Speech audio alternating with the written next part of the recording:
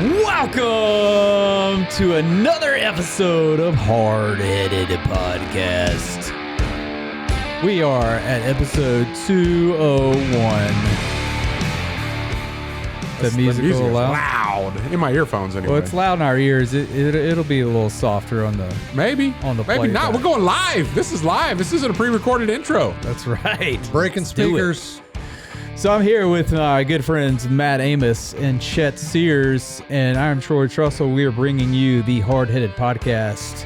Today, we are going to talk about things we don't get. This world is messed up. Back by popular demand. Things we just don't get. We don't get it. But leading into that, or after that, we're going to talk about the three favorite books of the Bible, our top three favorite books of the Bible each, and then Chet's going to end it with a good word. So we're just going to jump right in. I know last week's episode was a little long, so we'll see how this one goes. It might be another hour. Who knows?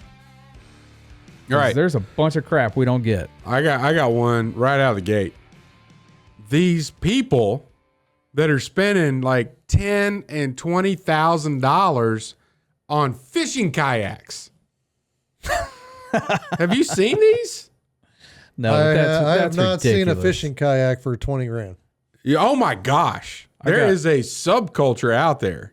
There's so many more things I'm I would rather talking- spend 20 grand on. I'm talking live scope electronics, motorized fishing kayaks that have like coolers strapped to them and rod holders, like dual antennas whipping in the wind, but there's like 6 rods hanging off the back of these things. It's just a kayak. You just sit in it and paddle down the river. I'm telling you, Well, they ain't paddling no more. It's motorized. it's ridiculous the amount of money. That's like spending $10,000 on a pair of running shoes. It's like a kayak is not a fishing platform. Yeah.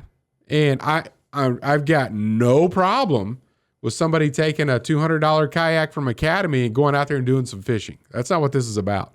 What I don't get is why you're going to spend more money than a used bass boat on a kayak. And this is a kayak, you have to have a trailer. Like they're that heavy. You can't like throw it in the back of your truck. Yeah. It's the dumbest thing ever. And then the next thing that what does that lead to? You have these fishing jet skis. They have jet skis specifically made for, but you're sitting on a seat The whole fish. time. Yes. It's ridiculous. It needs to go away. It needs to stop. I don't even understand. I just don't get fishing kayaks. Along those same lines, I don't get $40,000 for a Polaris Ranger. Dude, go buy an F-150. Go buy a truck. Go buy a Yeah. truck. Yeah. Hey, you can buy a brand new like Ford Maverick for something like that. It go everywhere that Ranger will go. And go a lot longer. Yeah. Wow. $20,000 Sea-Doo. Yeah. Here you go. For fishing. That's so stupid. That's the dumbest thing in the world. All right. What else? Fishing kayaks. This may offend some people. You may be driving right now in your Jeep. Those ducks, those rubber ducks and Jeeps. I don't get it. Rubber ducks. They got them all over the dash. Yeah. I don't get it. I don't get it. See if you can help me out with this. Okay. What does the internet say? Why are there Jeep ducks? ducking. Jeep ducking is a fun and light-hearted tradition among Wrangler owners where they attach rubber ducks to the dashboard. These rubber ducks come in various shapes, sizes, and designs, adding a whimsical touch to the vehicle's appearance. I don't get it. Like I'm telling you right now, if one of those vehicles gets in an accident, there are going to be projectiles of rubber ducks flying all over everything. Like it's at a level of I don't get it. I don't get it. Like what other vehicle owner group thinks that they need to put anything across their dashboard where you can't even see the road? VW Bug. Nope, they're not like that. What they do, they put the flowers. They have the flowers. The But flowers. it's just one flower still and the it's only same in kinda- one place. Still the same kind of thing. They put eyelashes on them. Oh gosh. You know who did that? Your daughter. No. No, You. no. One of the guys, one of the youth leaders at church did that. I know. And I told him I'm coming after him. You haven't gotten him back yet? No, I'm waiting for the right time. But I did have to put new headlights on the car, which is a whole ordeal in it of itself. But and I told him, I was like, Brad, I love you, man. And that was a pretty good prank with the eyelashes deal. But if you But do it the again, effort I had to go through to put these new headlights on there, you and I are going to have some serious problems if you do. And I said, Brad, I'm not joking. Like, this isn't this will really get don't ever touch those headlights. I just put on there. And he's like, okay, Chet. Yeah, I get it. I'll do it. Yeah. Yeah, I'll steal one of your legs. Matt don't care. I have another. Huh? I have another. I'll shove you down and take one of them legs off. Yeah, good luck. Yeah. Good luck. You go to the ground with me, you're in a whole Hey. Getting a duck is basically a show of respect for your car from another Jeep owner. Nah, shake their hand. It's like challenge coins for Jeep owners. But no, you got to display them on the dash where it's just that I don't get it. I do not get it. Well, it's along the same lines. Like my daughter has these little animals. Like she likes the whole Japanese culture thing, and they apparently if you drive around in Japan, they have all these things that they stick on their windshields. And I'm like, she came home one day and she had it like dangling, and I was like, listen, you've already been in a vehicle accident that you caused with a semi. You're not having anything dangling from any window where it's going to affect your visibility. I was like, get that thing off, put it somewhere else. Yeah, I'm in agreement with that kind of philosophy. Did you notice I don't know if the subculture there is that inside of the Jeep community, like I don't own a Jeep, right? So I call them Jeeps. But because the Wrangler owners don't want like a Jeep Compass owner to be confused, like we're not in the same community. We're Wrangler owners now. It's not Jeeps anymore. We're Wrangler owners. So you read that article. Wrangler owners exchange ducks. Yeah. So the only way this just came to me right now. The only way that we're going to get the Wrangler owners to stop putting ducks on all their stuff is to go around to the Jeep Cherokee, Jeep Compass, Jeep Patriot owners and start putting ducks in their dash. And then the Jeep Wrangler people are going to be like, oh, it can't be the same as the other Jeep owners.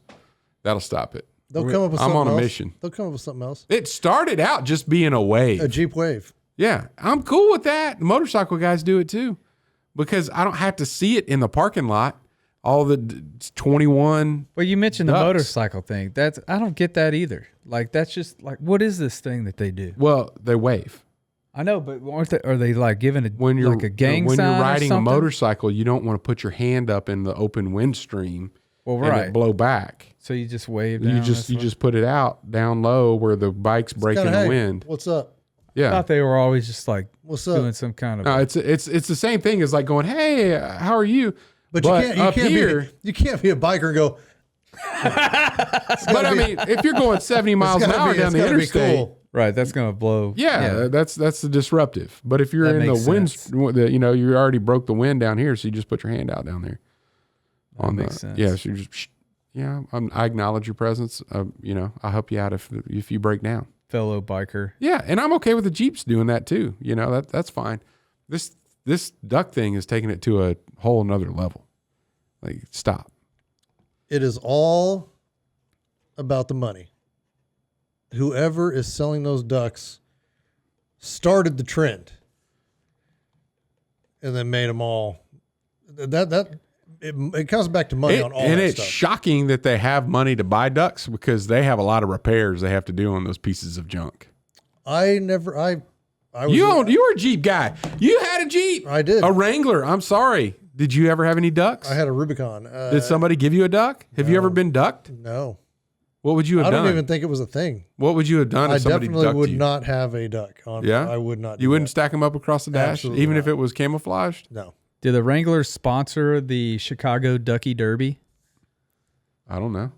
Because they dump 70,000 rubber ducks into the Chicago River. Those are a little bit bigger than these ducks. I don't know. I don't think they are. I think they're pretty Diminutive. I don't know what that means. Small. So maybe you could comment in the social media feed on why that's a thing and help me get it, but I don't get it. And I could probably get, I'm going to put a duck on your car just to acknowledge you. I'm not a big fan of that, but then you should take that duck and like pass it along. You shouldn't just like hoard them and put them across your dashboard. It's like pieces of flair. Yes.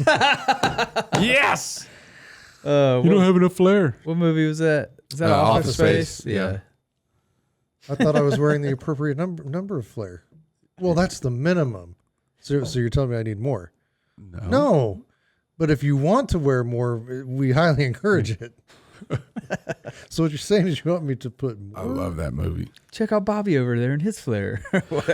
And then he does the Jeep wave. Yeah. Oh my gosh. Oh, that's great. Those are the things on my mind that I do not get. You know what I don't get? What? Having 1,000 gallons of baby oil at your house. I don't get that. I don't get that. I don't get that one Nothing bit. like a Diddy party. Oh gosh. Man, yeah. That's disgusting. You know what I don't get? I don't get why banks suck so bad. Ooh. In what way? I'm not going to name any banks' names, but years ago, I was at Intrust Bank Yeah. and had an account, and then they tried to screw me over with like $10 a month checking. Yeah. So we moved to a smaller bank, and then that bank grew and grew and grew over the 12 years we've been with them. Because your money, all that money you got flowing in there. Yeah, right. Yeah. But it just started to suck even worse. Yeah. And things started like they just don't know how to manage accounts well. And so switched again to a smaller bank again. Same thing's going to happen. I don't know. I mean, we'll see how time will tell. But Yeah. Yeah. So I'm with you there. I just don't get how they do stupid things. One of the things I don't get about, so two banks, one of the banks, debit card, like, okay, I need a debit card. I'm opening up an account. Yeah, that'll be like 6 to 10 business days. And then I was at a different bank, want to open up an account and need a debit card. And they're like, okay, be back in 3 minutes. Yeah. Like what? Why does one bank not do it? They can't make them. Like they outsource it. I don't know. The And then new another bank, bank was just like, yeah, I can do that right now. the new bank we were at, like they just had them. Here you go. Yeah. Here's your new debit cards. Yeah. Banks have crazy rules too. I don't, Yeah. but so I guess the theory has been that banks should be as sucky as they want to be is because you're going to have to use them no matter what. But is that Yeah. getting to the point where that's not the case? I mean, Oh, it will be. yeah. Yeah, we don't have any need for banks anymore. What do you do? Soon. You keep it all in PayPal? Soon Is PayPal a bank now? Soon we won't need money. That's what I'm talking about. It's electronic. It'll be electronic credits. Yes. Yeah. Social credit. Guess who talked about that like 2 years ago? Me. You did talk about the I social saved credits. that research, by the way. And now I have, as opposed to back then, now I have experience in that country and see In exactly how it China. works. I see it works precisely. Yeah. Like I talked about. Because all money's digital, it's fake. There's no actual money anymore. Like It's not backed by value other than faith. right. Yeah. Like because you believe that it's worth this. Yes. And it's crazy to me. But I bank with USAA and all of my I thought that was an insurance company. No, they're a bank. Oh. They have insurance, but everything it's really convenient for me because everything it's all digital. Like I don't have to go anywhere. Like I can cash my check or deposit my check right from my phone into my account, and then it's ready immediately. And they're really good about catching fraud and abuse and stuff like that. But Yeah. where it's really inconvenient is when I get cash from somebody. Yeah. You know, like How do you- I've gone out and I've done like, mowed or let whatever. Yeah, you're going to go plant somebody's food plot on their deer property. They pay me cash. They're like, here's $500, and then I'm like, okay, it's not $500. Where do I go deposit my $500? So I have to deposit it into another account, which I have that's a local account. So I put it in the bank there, and then I write myself a check, and then scan it in, and then scan it into the savings account. Yeah. It's that whole process is missing, right? But we're getting away from cash anyway. They don't want it. Yeah, we got to have it. Like, no matter what, we cannot get rid of cash. Yeah, that's the only way that you can get around the government. Yeah, they can control you otherwise. We 100%. saw that in Canada when they started freezing the bank accounts. Beep, they push a button and beep. Yeah, that was the whole the trucker charity thing. Gave out all the names. This Kickstarter, or GoFundMe. But then the government told the banks to freeze the accounts of everybody that was there. Right. And they couldn't access their money through their bank. Yep. Yeah. Yep. That's jacked up. Yep. And then you have, peaceful protests like January 6th. And, they shut your stuff down there. So here's another thing I don't get, though. They're still building banks everywhere. And they're huge. Oh, yeah. Like every other part of the economy other than healthcare has gone down. Banks are on the rise. Yeah. What's up with that? I don't know. Maybe we need to open up our own bank. You know how hard I've looked into it. You know how hard that is? Golly. It takes a lot of money. Yeah. A lot of money. Imagine that to open a bank. One of the ironic. Other people's money. That's how you do it. That's how they do it. You got to get them to give it to you. So one of the ways that we've had some decent experience at a couple of local banks is getting to know like one of the managers just through doing business there.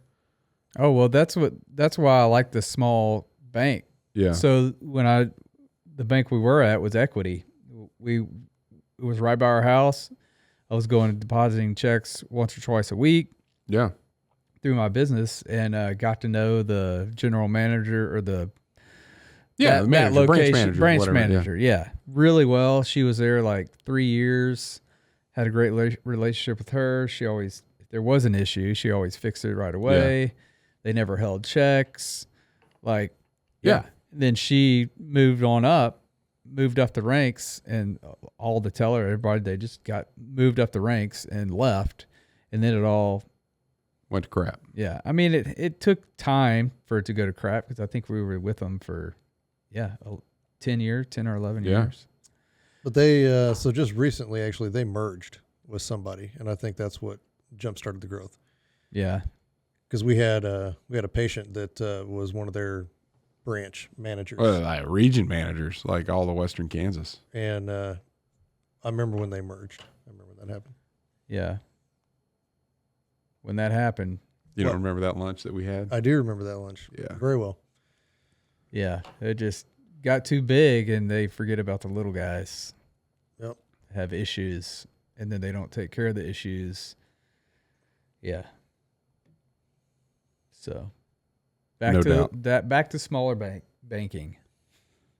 Or a large bank with a community feel. One of the banks that we do business with now, one of the reasons that I do business with them I was like, yeah, that'd be okay. Is right now on the corner of our intersection, the main intersection on Mays Road. They have that big LED sign. You know what I'm talking about? And the daylight nighttime switch was malfunctioning apparently. And it was like Vegas. Like it was so bright. It was hard to see the traffic light because the sign was so bright after dark. And I found that they had an X account back when it was Twitter. And I was like, hey, at, this bank, you think you could turn down your sign? It's a driving hazard here. I don't want to have the Las Vegas feel in Wichita. And I had a picture and it was just like, like you're taking a picture of the sun with the glow and all that. And within like 30 minutes, we apologize for this. We've contacted the manufacturer of the sign maker. We understand that there's been the such and such thing is broken. We'll have this fixed shortly. I was like, oh, that's pretty awesome. I was just trying to make a joke about Las Vegas, Wichita, bright lights. And they're like responsive. And a couple years later, we have an account there. Did they fix it right away? Yeah. It took a couple days, but yeah, they got. I remember when that sign was like that. dude, it I was remember bright. Yeah, it was bright. But yeah. So bad customer service at banks. Anything else? You guys get everything else in the world? No, I don't get how all these people are crying out against Hamas, supporting Palestine and doing all this stuff, and then you've got Hamas who's actually coming in and like beating Palestinians and Israelis. Are you gonna support that? Or there was somebody that they're beating this dude to death. Like it's a very gruesome video where they basically have clubs and they break this dude's legs and break his arms and then basically shoot him, but not before beating him to death, basically. And it's like, these are the people that you're defending. Like they're the Palestinians elected Hamas leaders to run their government, and they're beating them to death. I mean, and you have people that are defending that. And it's like, come on, bro. I don't get it. I don't get. I mentioned it last episode. I do not get people on Threads. Yeah. Yeah. What are you doing? Taking your picture. I don't authorize that. I don't get people on Threads. I don't get that. For whatever reason, Democrats seem to be more emotional voters than logical voters. Yeah, no doubt, 100% there. Why did you even download Threads? That's things I don't get. I wanted Why to be are you going to get more social media? I wanted to be a light in the darkness. Are you that bored? I mean, Yes, he is. how many options do you have right now? There's X, there's Facebook, there's Instagram. Are you on TikTok? No. Are you on Snapchat? No. So what else? Threads? I have Facebook, which automatically goes to Instagram if I post anything, so I really don't pay attention to Instagram at all. Threads, and I really don't follow X unless you send me something. Yeah. Okay. I really don't spend a whole lot of time on social media. Why? What possessed you to go Threads? I saw it because it pops up on Facebook. Yeah. Like you'll be scrolling through and then there's like some comment and you're like, oh, I want to see that. I want to see more. And then more. it's like takes you to Threads. And then it takes it happens me to me all the Threads. time. And I'm like, no, back. I don't want to. And then I look at that. I'm like, and then I start reading. I'm like, oh my gosh, I feel so bad for these people. Like they're mentally deficient. And maybe I can help them understand the world a little bit better. Because one of the big discussions right now that's trending on Threads is how Mark Cuban is a better billionaire than Elon Musk. Oh my gosh, no. And I'm like, bro, What? like I get that Mark Cuban has done, the stuff with prescription meds. I applaud that. But here you have a dude that's on a completely different level of doing stuff with his money. Like, it's crazy. And then people bashing Musk for inheriting his money and, oh my gosh, he's done good with it. Like, that's what crazy. Here's the difference between, there's a lot. I consider Musk to be a man that pursues his moral compass. And I'm not saying that it's right in every case, but he will unabashedly say what he believes should be said. Whether that's, talking about transgendered legislation that allows for kids to get sex change surgeries without parents' consent. He's like, this is wrong. It shouldn't be happening. And he's like, hey, I'm for free speech and I'm for free speech so much. I'm going to spend my own money to ensure that it could stay on social media. Mark Cuban is a bootlicker. Like For that sure. dude will say whatever he has to say to get in a position to have more influence. He wants to be the SEC chairman under Harris. So that's why he's attacking Musk is because he's licking Harris's boots right now. Yeah. I don't get that. Yeah. He's looking for a political run. Yeah. What idiot. He's a goober. Yeah. I don't get anyway, I don't get it. I don't get, cause I'm just not a real emotional type person. So I don't get voting based on emotion. Just because you don't like, what somebody says or how they say it. but you can't look at the actions.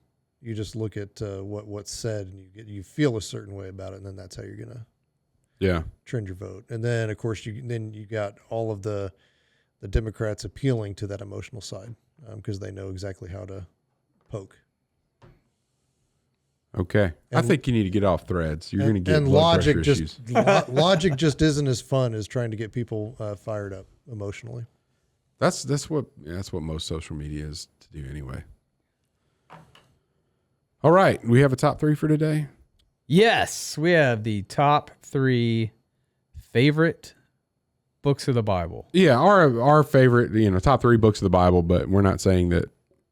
We can't say it like that because it's as if there are 63 other books that are inferior to these 3. They're all great. Fantastic. Yeah. And they all should be read. Yeah.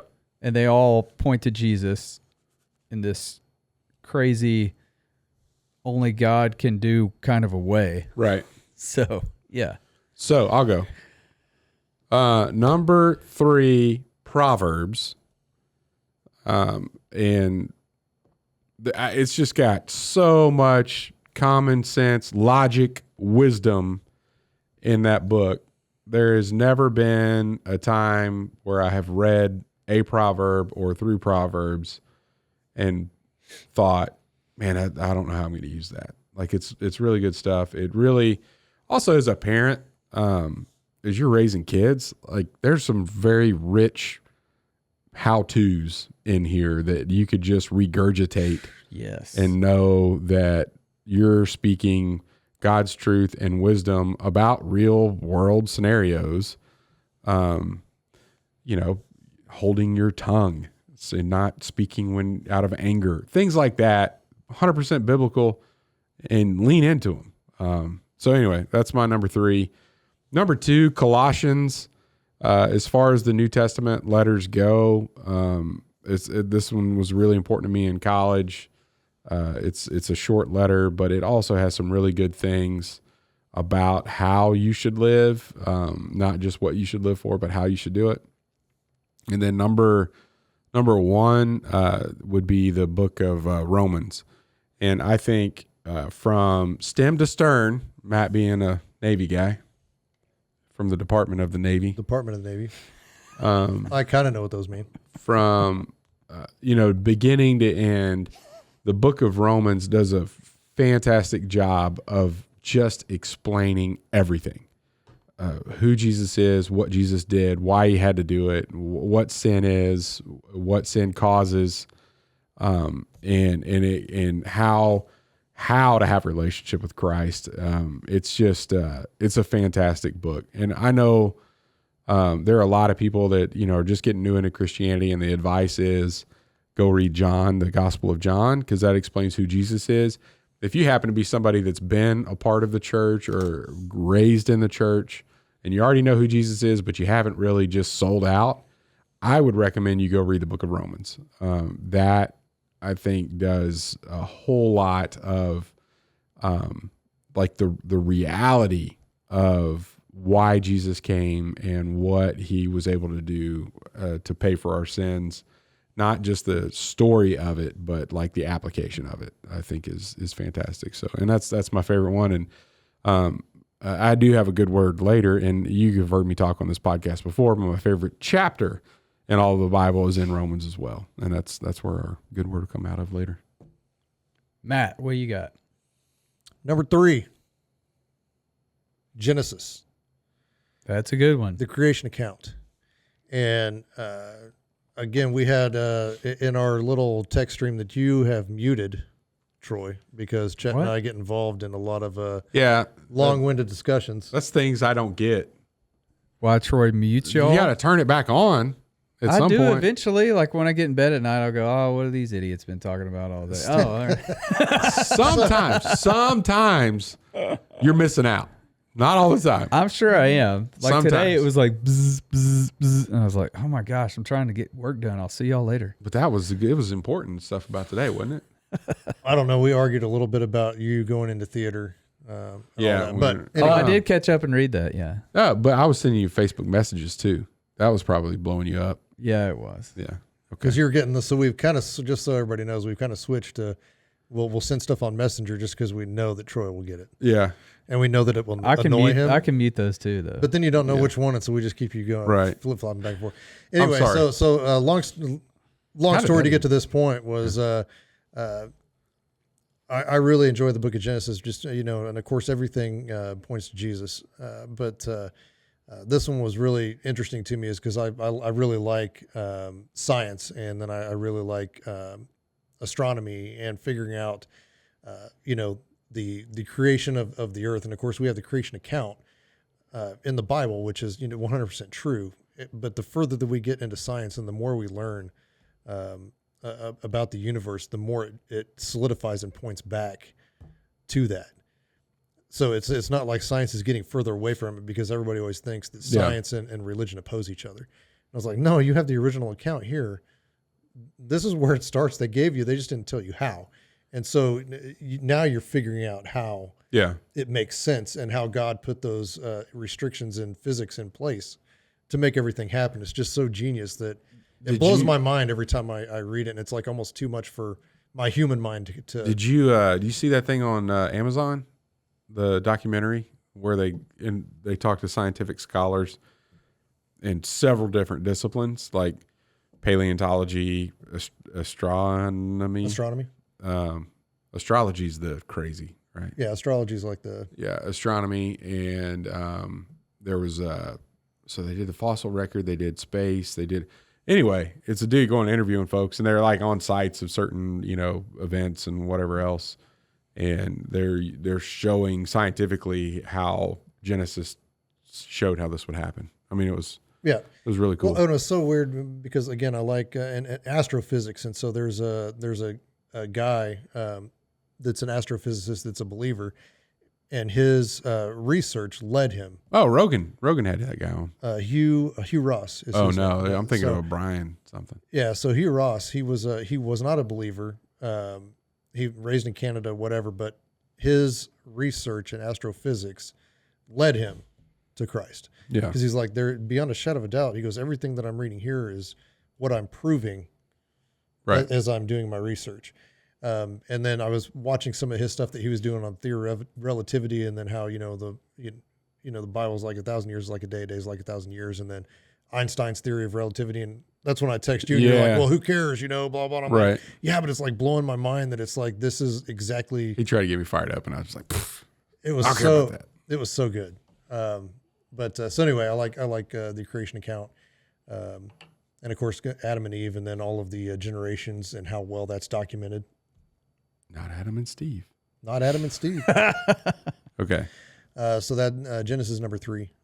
Number 2, Luke, the birth story, Savior coming in flesh. That's a great, and the Christmas story. But I mean, it's the salvation story, really. Right. And it's always fun to read that, and then kind of going back a little, to the beginning of Luke, where you've got Jesus as a kid, and then he's growing up, and Jesus as a child, and having the accounts of that, and just it's cool because you don't have that many chapters where Jesus is here. Yeah. Right. So, and then the number 1 would be Revelation, because then that's the end, and it's coming at some point, whether we die physically now before Jesus comes back. I hope I'm here when he does, just because man, how awesome is that going to be, right? Of course, the dead in Christ will rise. Yeah.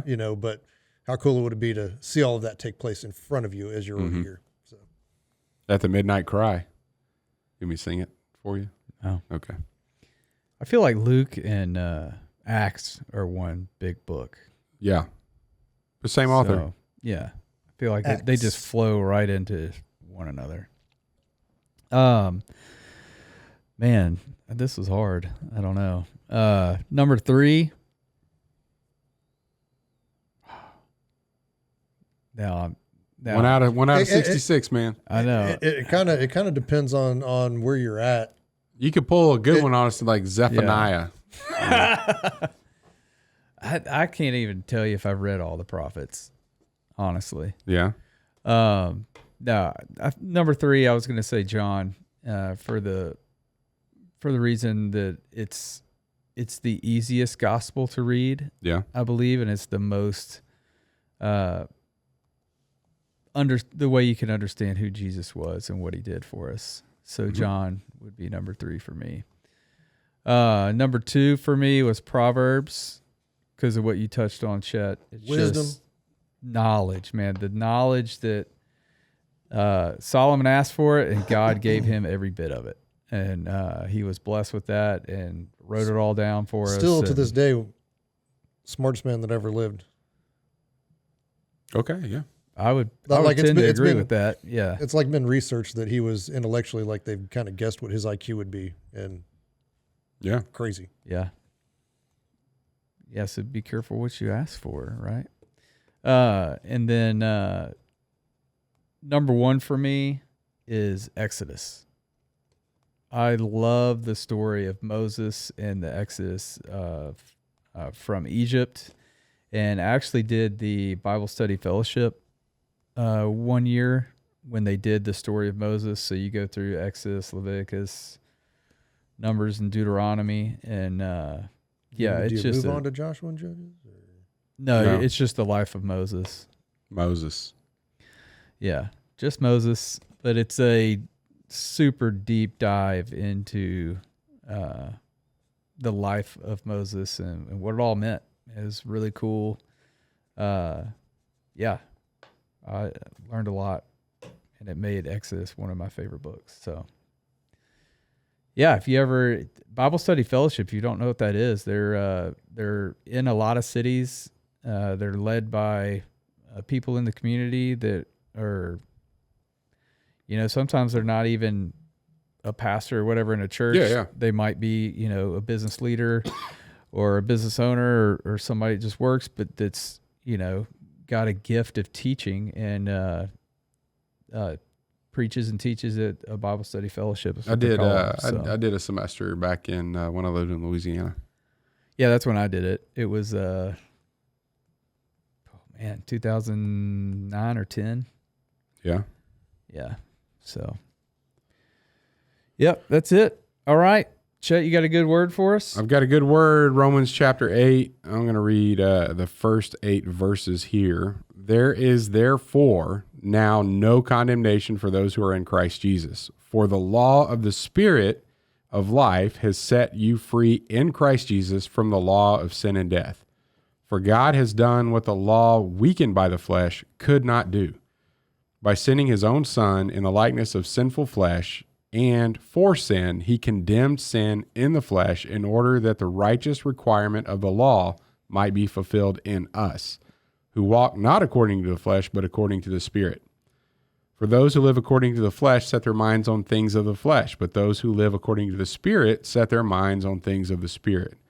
For to set the mind on the flesh is death, but to set the mind on the Spirit is life and peace. For the mind that is set on the flesh is hostile to God, for it does not submit to God's law. Indeed, it cannot. Those who are in the flesh cannot please God. I'll go ahead and give the nice verse in 9. You, however, are not in the flesh, but in the Spirit, if in fact the Spirit of God dwells in you. Anyone who does not have the Spirit of Christ does not belong to him. That's just a great, why Jesus came is because we have the flesh. We first had the law, and in your sinful nature, if you obey the law, you can become righteous. But it says here that you couldn't obey the law because the flesh is weak. And therefore, God did what the law couldn't do through Jesus coming and sacrificing himself for the sins that we committed. And then if we walk by the Spirit, live by the Spirit, we're in communion with God and we'll spend eternity with God. If you live according to the flesh, that is death. Just a clear description of what human nature is without God, and then what following God does for you. Life and peace. So, there you go. Good word. Romans. Good book. All right, we'll see you next week. Thanks for listening to the Hardheaded Podcast. Don't forget to share this podcast with others to help us get the word out. Also, if you haven't yet, please rate and review the show. This helps our podcast show up in other people's suggested shows that may or may not have listened to us before. Thanks for listening, and we'll see you next week.